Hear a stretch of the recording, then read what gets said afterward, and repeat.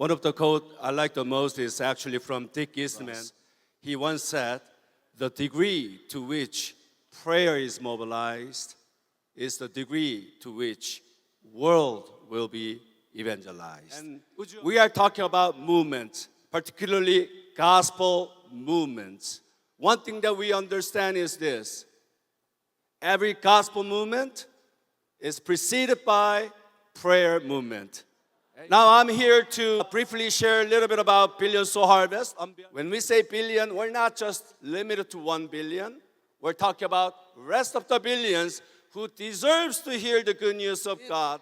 That soul is singular on purpose because the billion begins with one soul at a time.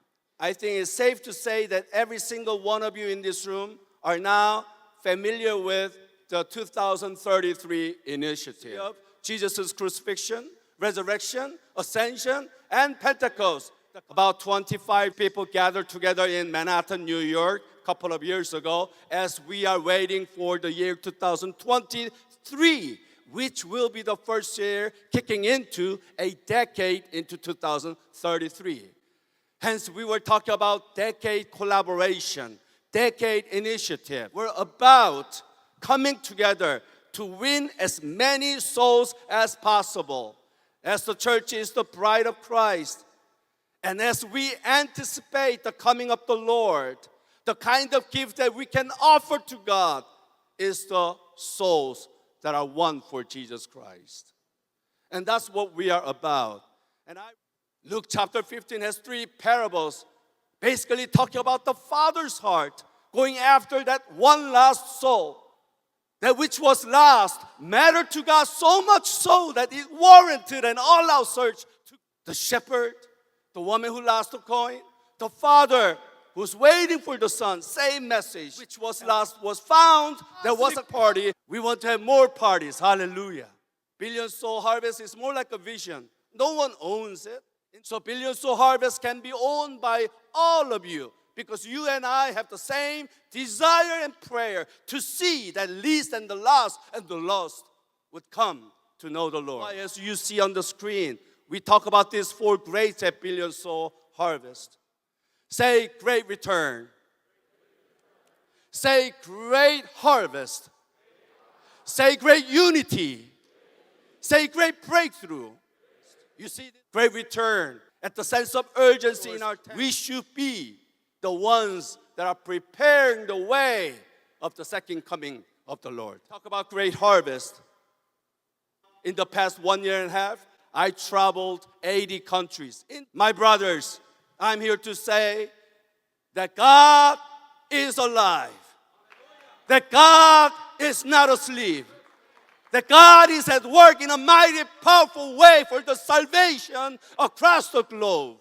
The field is plenty. We need more workers. And we cannot do this by ourselves. And we need to do this together. Hence, we talk about great unity. Billion soul, or the rest of the billions of people, to have an opportunity to hear the gospel. We have to do this together as a body of Christ, united and collaborating together. It cannot be done by one person. It cannot be done by one church. Not by one organization, for that matter, not by one country. We have to do this together. And great breakthrough. We want to have a sustainable ministry in perspective of finance, leadership courses, prayers, because there are strongholds. There are real strongholds and persecutions and objections out there. Buddhist, Muslim, Hinduism, secularism, institutionalism, legalism. There are many, many strongholds. And those strongholds can be broken down by prayer, because our God hears our prayers. Hallelujah. That's what Billion Soul Harvest is all about. So would you say Billion Soul Harvest? It's a vision that can be owned by each and every one of you. It's not. We are just creating a platform where we can come together, where different leaders, like-minded workers who are so committed to accelerating the gospel movement, to come together, share resources, encourage one another, empower each other. This is a picture of a bride in white gown.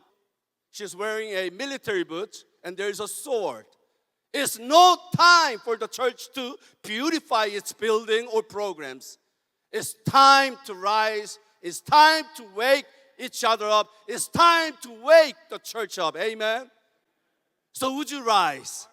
And may I humbly ask you to pray for billions to harvest, not that the rest of the billions of the people will have an opportunity to hear the gospel. And that begins with one soul at a time. Can we just pray out loud?